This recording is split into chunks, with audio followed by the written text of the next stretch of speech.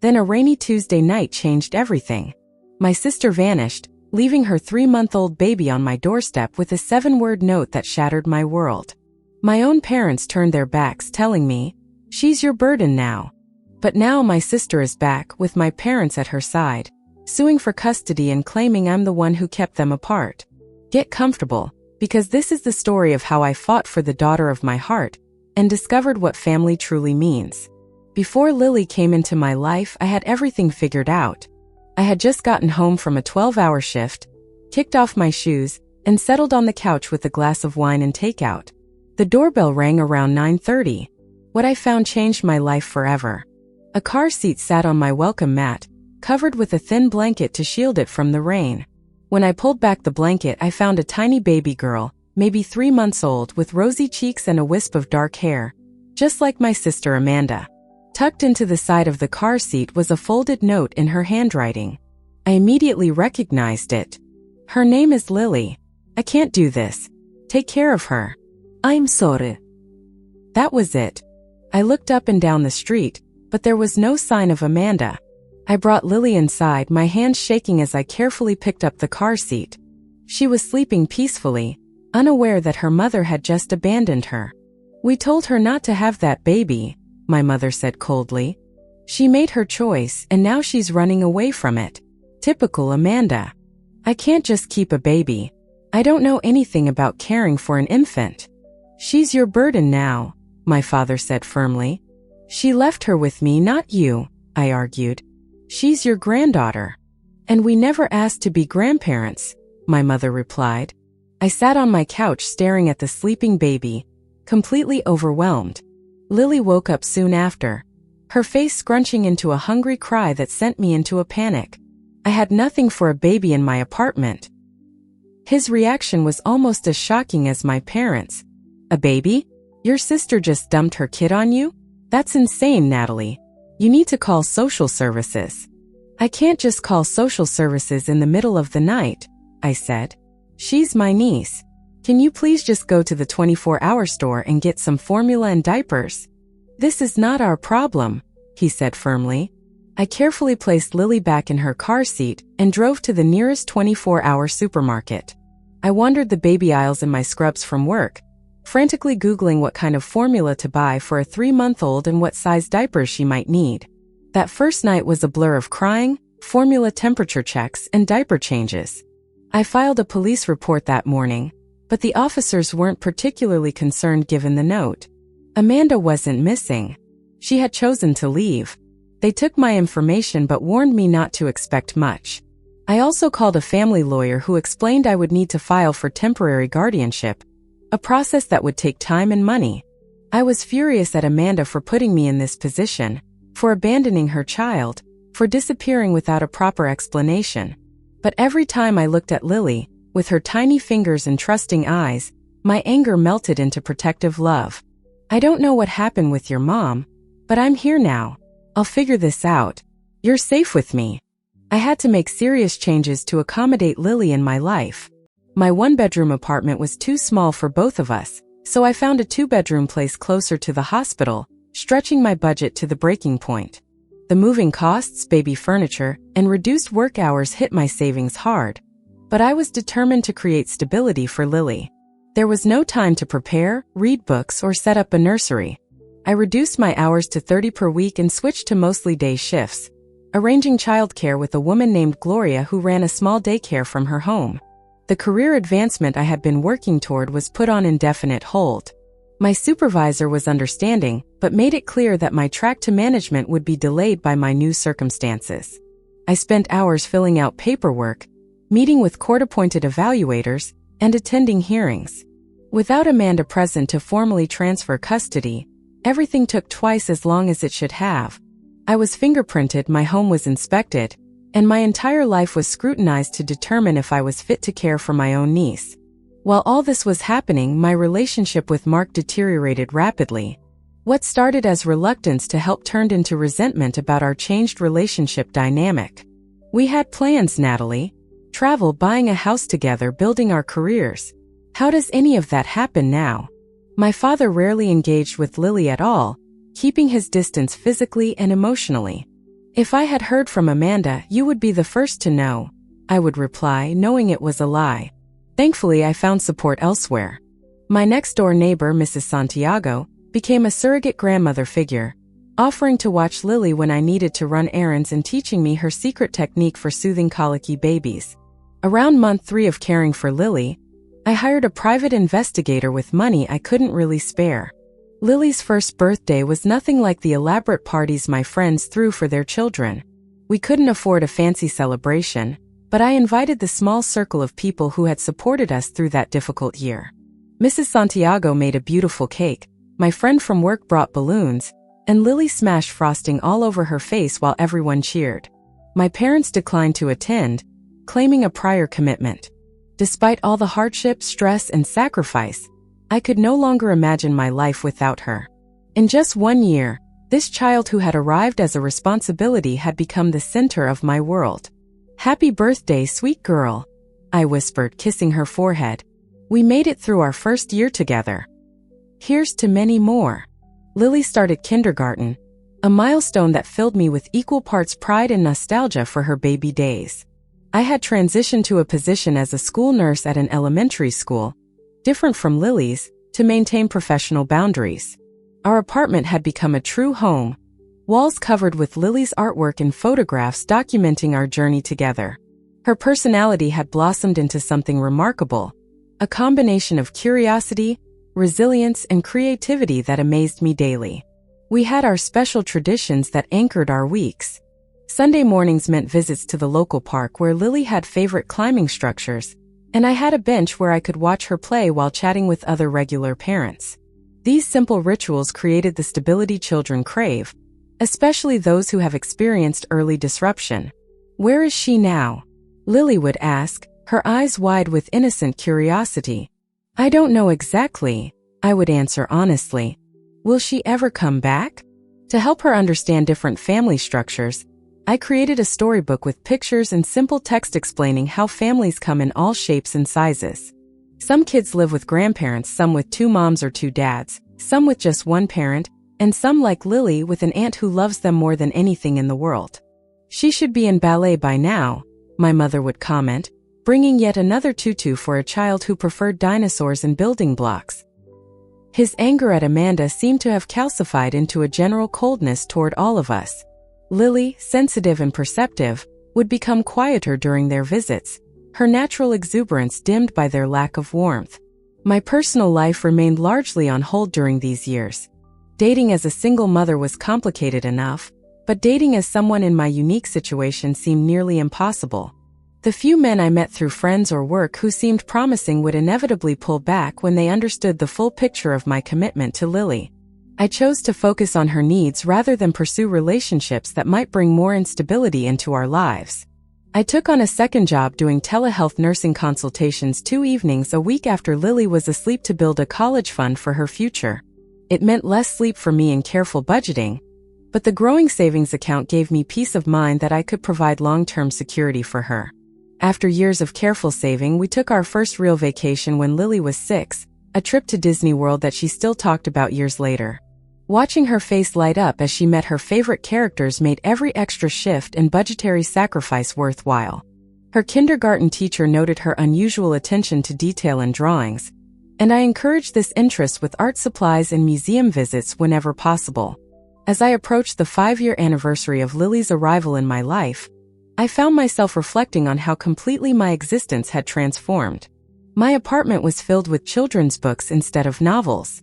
In a box under my bed, I kept letters I had written to Amanda over the years but never sent, having no address to send them to. Sometimes I wondered if Amanda ever thought about the daughter she had left behind, if she regretted her decision, or if she had found whatever she was looking for when she drove away that rainy night. "That's beautiful, sweetie," I said, pulling her into a hug.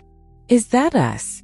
Miss Peterson told us that some families are made from blood and some are made from heart, and heart families are just as real. "Miss Peterson is very wise," I said, blinking back tears. "We are definitely a heart family. And that's the best kind," Lily declared with the absolute certainty only a 5-year-old can possess.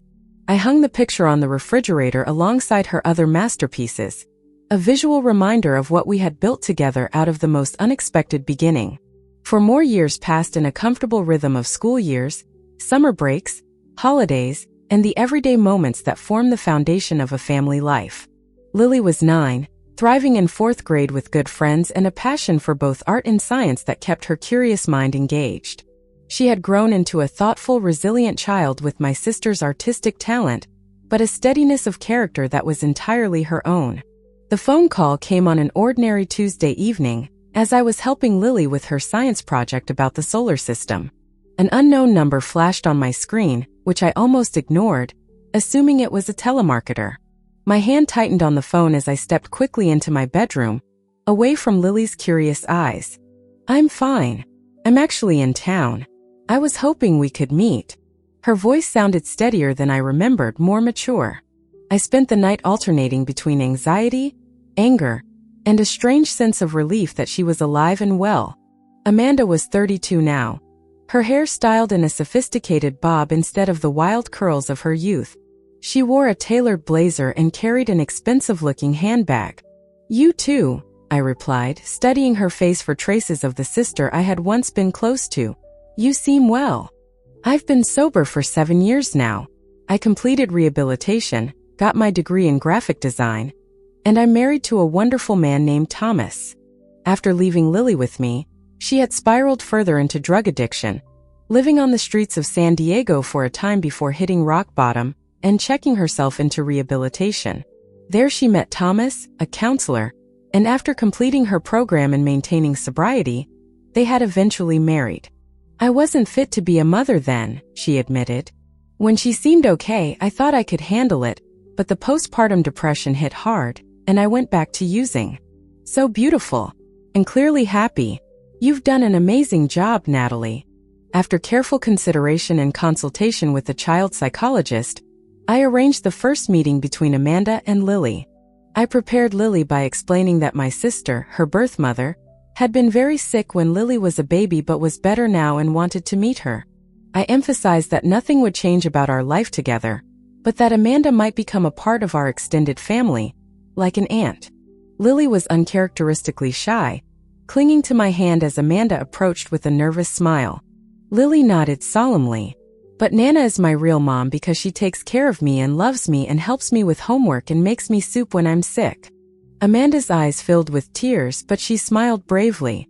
"That is absolutely right. You're very lucky to have such a wonderful mom."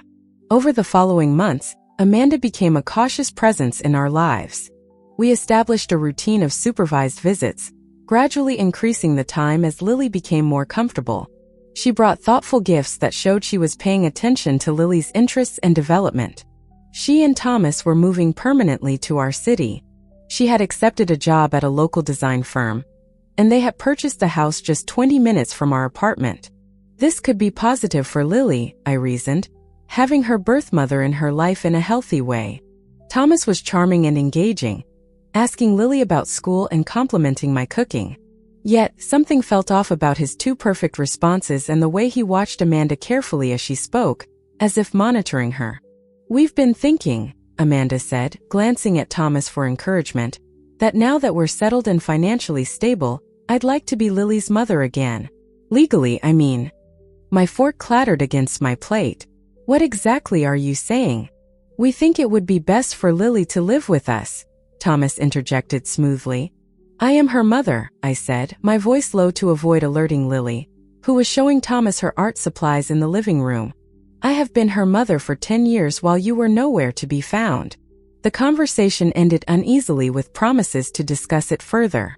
After they left, I sat in stunned silence, processing the threat to everything I had built with Lily.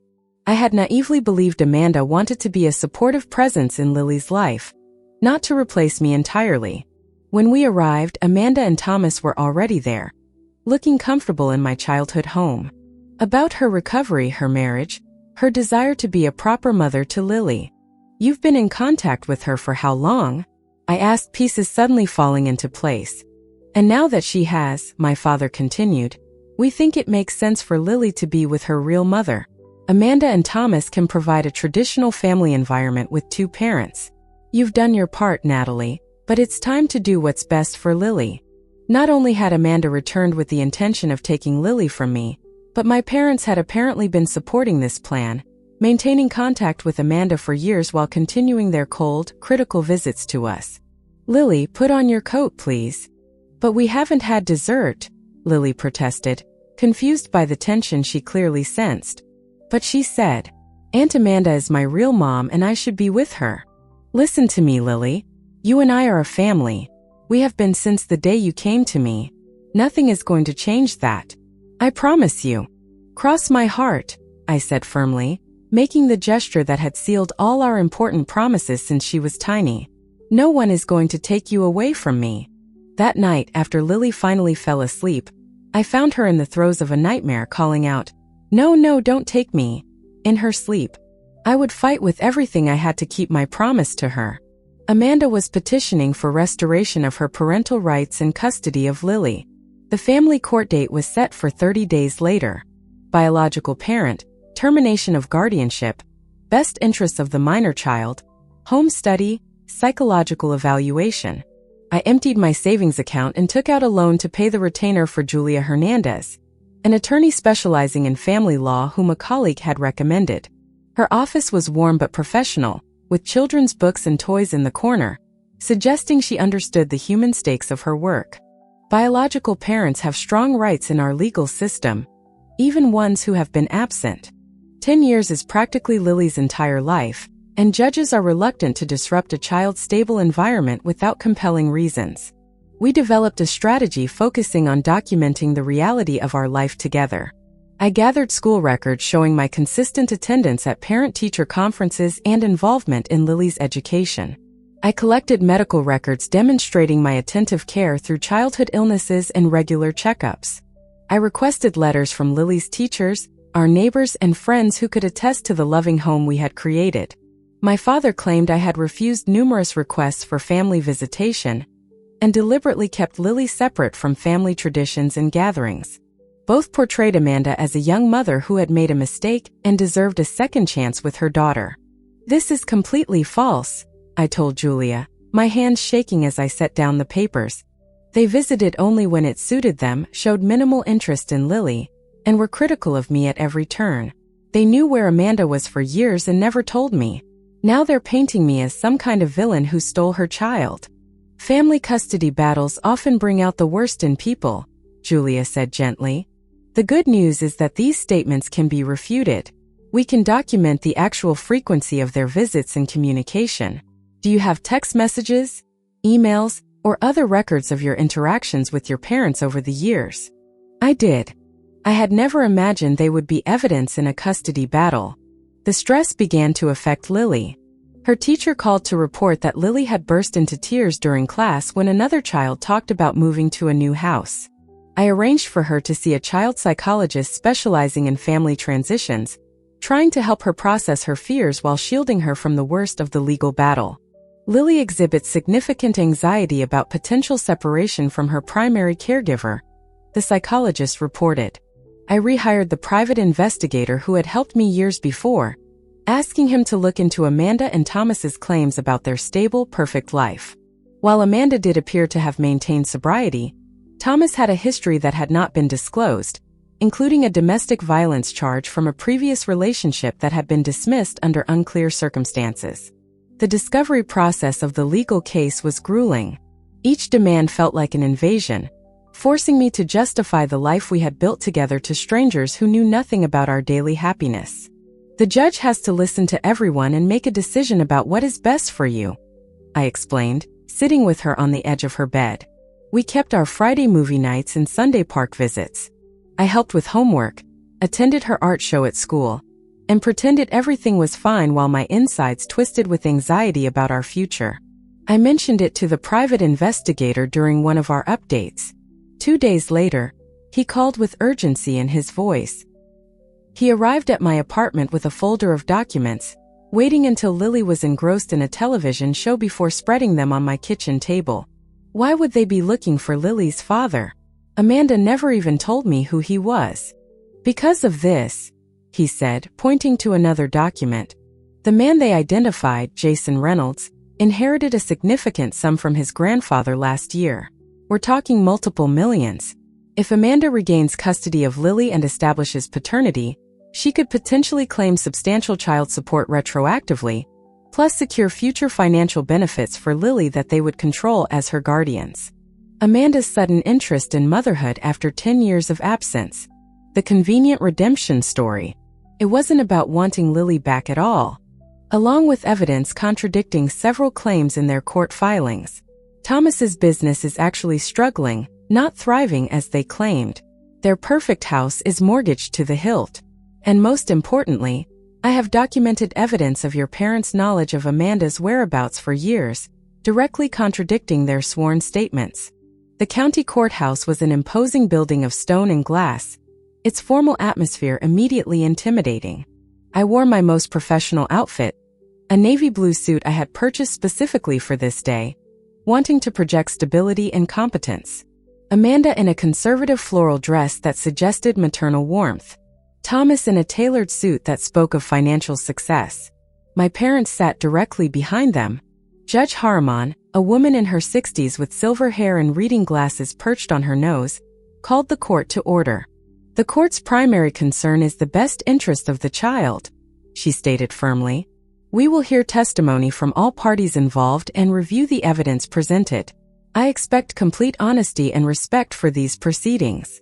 Amanda testified first, telling a compelling story of youthful mistakes, hard-won sobriety, and maternal longing.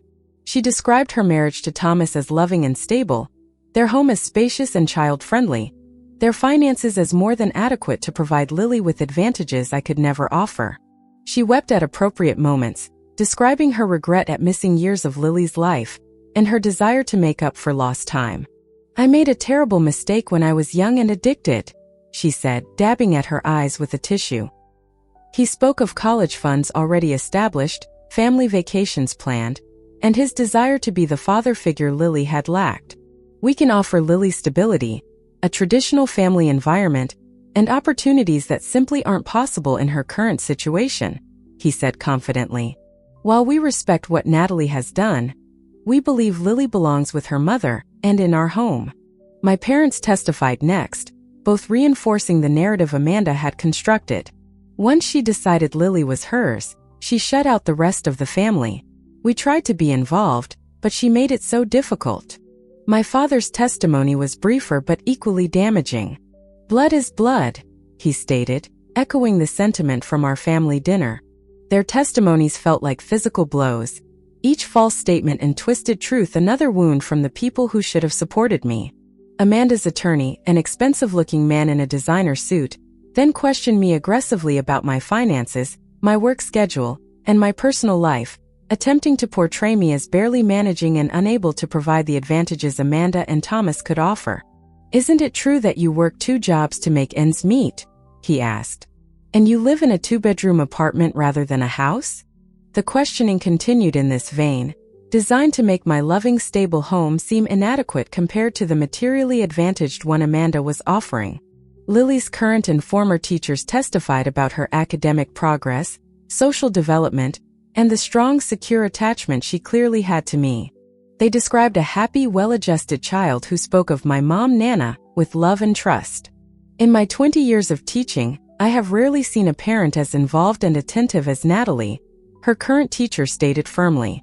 These are all signs of a child who feels secure and loved. The school counselor, who had been working with Lily since the custody issue arose, provided professional testimony about the potential psychological impact of removing Lily from the only stable home she had ever known. I described our daily routines, our traditions, our support network of friends and chosen family. I explained how I had always kept the door open for Amanda to be part of Lily's life, saving mementos and speaking of her birth mother in positive terms despite her absence. I have loved Lily as my own from the moment she came into my life, I concluded, my voice steady despite the emotion behind my words. Not because she is my biological child, but because she is my child in every way that matters. I am not perfect, and I cannot offer her the material advantages that Amanda and Thomas claim they can. Then came the moment we had prepared for. Julia presented the sealed folder of evidence to the judge, requesting it be entered into the record. She looked up sharply, first at Amanda and Thomas, then at my parents. After a brief, intense discussion with the attorneys, she turned to Amanda. "Ms. Morgan, are you aware of the contents of this folder?" My father shifted uncomfortably in his seat. My mother stared at her hands. My father cleared his throat. "We were trying to protect her privacy during her recovery, Your Honor. Perjury is a serious offense," the judge reminded them before turning to Amanda. "And did he mention the inheritance?" the judge pressed. "Not specifically," Amanda said, but her avoidant gaze suggested otherwise. "Mr. Richards, I suggest you confer with your attorney before speaking further," Judge Harmon advised. "The evidence suggests potential legal issues beyond the scope of this custody hearing." Judge Harmon called a brief recess to review the evidence more thoroughly, leaving both parties to sit in tense silence. When court resumed, the judge's expression was grave. "Having reviewed the evidence and testimony presented today, I find several disturbing elements in the petitioner's case. What appears on the surface to be a mother seeking to reunite with her child seems, upon closer examination, to be motivated, at least in part, by financial considerations related to the biological father's recent inheritance." She continued, addressing Amanda directly. "Ms. Morgan, while I believe you may have genuine feelings for your daughter, the timing and circumstances of your petition raise significant concerns about your motivations and judgment. The evidence suggests you have misrepresented several key facts to this court." With a final look at her notes, Judge Harmon delivered her ruling. "It is the finding of this court that the best interests of the minor child, Lily Morgan, are served by maintaining her current living situation with her aunt and legal guardian, Natalie Parker. The petition for change of custody is denied." The relief that flooded through me was so intense I nearly collapsed in my chair. "Mr. and Mrs. Parker," she added, looking sternly at my parents, "the court takes note of your apparent willingness to provide misleading testimony in this case. You are admonished that such behavior undermines the legal process designed to protect children like your granddaughter. We had one. I never wanted to hurt her," she said softly. "Or you. It just got complicated." She nodded, looking down. "I know," Thomas thought. "It doesn't matter what he thought. I should have known better." I simply nodded, unwilling to absolve her in that moment, and walked out of the courtroom toward the sunlight and the freedom to continue being Lily's mother without the shadow of uncertainty hanging over us. The moment I picked up Lily from her art teacher's house was one I will never forget. She ran to me, scanning my face anxiously for clues about the outcome. I knelt down to her level, taking both her hands in mine. "Yes, sweetheart. The judge said you stay with me. We are still a family, just like always." As Lily chatted excitedly about an art project she had worked on during the day, I marveled at her resilience and her capacity for joy despite the uncertainty she had been living with. The aftermath of the court case required careful navigation of new boundaries with my family. If you want to be part of Lily's life going forward, there will be new rules. Supervised visits only, no undermining my parenting, no private conversations with Amanda about Lily, and absolutely no more lies. The judge's ruling had given me the confidence to set the boundaries that should have been in place years ago. My parents eventually agreed, though with poor grace, to the new arrangement. Through play therapy and art therapy, she began to express the anxiety and confusion that had been building for months. "Sometimes I feel like I have two moms but also no mom," she confided during one session I was invited to join. "Amanda is my birth mom, but she didn't want me. You want me, but Amanda says you're not my real mom. It's confusing. But what matters most is who loves you and takes care of you every day. She's my real mom because she chose me and stayed with me." With the custody issue resolved, I was able to focus on professional advancement again. She finally offered the apology I hadn't realized I was waiting for. Not just about the custody case, but about everything. "You are a better mother to Lily than I could ever have been, even if I had been healthy from the beginning. You two have something special, something real. I thought biology trumped everything, but watching you together these past months has shown me what true parenting looks like. I want you to know I've ended things with Thomas," she continued. "After everything came out in court about his motives, I couldn't trust him anymore. I'm focusing on my sobriety and my career, and on building a healthy relationship with Lily as her birth mother. not trying to replace you. This shift in Amanda's perspective allowed us to gradually establish a more cooperative relationship for Lily's benefit. Lily continued to thrive as she grew, her natural resilience helping her integrate the complicated reality of her family situation into a coherent narrative. She developed an interest in psychology, perhaps influenced by her own therapy experience, and began talking about maybe becoming a counselor someday to help other kids with confusing families. Inside, she had written, "To my mom, who chose me every day for 11 years. Biology makes relatives, but love makes families. Thank you for being my real mom." Looking back on our journey, from that rainy night when a 3-month-old baby appeared on my doorstep to the confident 11-year-old standing before me, I realized that the unexpected detour my life had taken had led me to exactly where I was meant to be. I had not planned to become a mother at 24, certainly not to my sister's abandoned child, but that unplanned beginning had given me the greatest gift of my life. Family wasn't just who you were born to, but who you chose to love and who chose to love you back, day after day through challenges and joys alike. As Lily and I sat on our small balcony that evening, watching the sunset and talking about her dreams for the coming year, I felt a sense of peace that had been missing during the turmoil of the custody battle.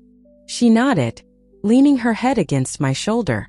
Years flew by, painted in the vibrant colors of Lily's childhood and the quiet, steady rhythm of our life together. Lily blossomed into a remarkable young woman, her artistic talent matched only by her empathy and wit.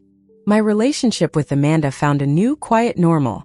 She remained a part of Lily's life, an aunt who sent birthday cards and came for occasional holiday dinners, the awkwardness of the past replaced by a shared, unspoken understanding. She found her own path, dedicated to her art and her sobriety, and I was genuinely happy for her. My parents in their later years finally began to understand. The regret in their eyes was a language I had waited a lifetime to hear. They started showing up, not with criticism, but with quiet offerings of help and genuine questions about Lily's life, slowly mending the bridge they had burned so long ago. One sunny afternoon, I stood with the 22-year-old Lily on the steps of her college campus. She had just accepted her diploma in social work, her dream of helping children with complicated families now a reality. She turned to me, her eyes bright with the future. But I was wrong. My story started the moment you opened the door. In that moment, holding my daughter, my everything, I knew that the perfect timeline I had once imagined for myself was nothing compared to the beautiful, messy, extraordinary life we had built. What has your experience been with family that extends beyond blood relationships? Have you ever had someone in your life who became family through love and choice rather than biology? If this journey of unexpected motherhood touched your heart, please hit that like button and subscribe to hear more stories about the true meaning of family. And remember to share this with someone who might need to be reminded that the most beautiful families are the ones we build ourselves, one day of love at a time. Thank you for listening.